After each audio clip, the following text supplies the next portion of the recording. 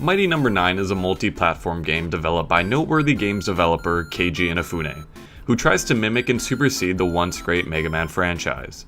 With $3.8 million worth of Kickstarter funding behind Concept, the development studio manned by Inafune taking on the project, it's surprising that Mighty Number 9 not only did not match the quality of the series that it so desperately tries to mimic, but sullied its name. When I think of the Mega Man franchise, the first thing that hits me is the memorable stages. Each level had its own unique twist that provided a significant challenge. The stages in Mighty Number 9, however, come off simply as bland. Though the stages all have their own gimmick, none of them impact the game enough to give the players a challenge. The real challenge comes from avoiding insta-death pits that are littered throughout every stage, with recycled enemies trying their damnedest to get you in there. Another strikingly bad feature of Mighty Number 9 is the graphical design, which looks like it came from the early 2000s. The unique and colorful character designs are immediately offset by some of the worst video game explosions I've ever seen from the current generation. The game also takes a notable hit to its frames and chugs whenever there's too much going on in the background. There are a few areas spread throughout Mighty Number 9 that display its art style to full effect. However, these segments of momentary visual bliss are overshadowed by the game's bland stage design and choppy frame rate. The story of Mighty Number 9 is paper thin and leaves little to no room for character development. Although the cast of Mighty Number 9 has full voice acting, which was funded through a separate Kickstarter campaign, it often works to the game's detriment.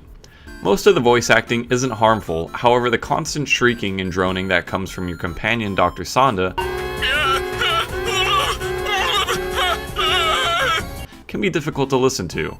There's also Cryo, an enemy boss who has a strange infatuation with puns and sounds like a coked out Elmo. Well, nice to see you, Beck.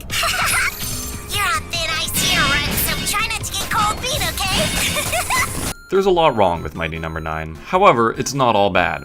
The game's main differentiator from the Mega Man series comes in the form of an aggressive dash move that will instantly kill and drain injured opponents. Although the mechanics of the move are poorly explained, it does allow for the game to have fast-paced action which provides players with moments that, if nothing else, makes them feel cool. Players are also able to do this dash move infinitely, giving them the ability to quickly traverse stages by simply dashing over everything. Intentional or not, it makes the slog of retrying levels a little more bearable. The difficulty of the game in general flip-flops between mind-numbingly easy and infuriatingly hard. Although the majority of the stages won't offer a lick of challenge, there will always be one section that can easily drain all of your lives, prompting a game over and having to restart the entire stage. In true Mega Man fashion, players will obtain the powers from fallen enemy bosses to use at their disposal, which can increase the difficulty of certain boss fights drastically. Abilities obtained include various remixes on your average blaster projectile, and much like the rest of the game, feels incomplete.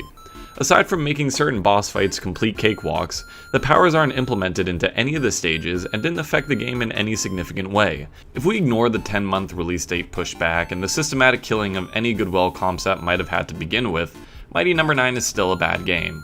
At its core, it simply seems unfinished. The levels are forgettable, the graphics are laughable, the voice acting can be grating, and the difficulty is just all over the place. If you're in dire need of a Mega Man inspired game, Mighty Number 9 is an option, however you won't come out feeling all that mighty.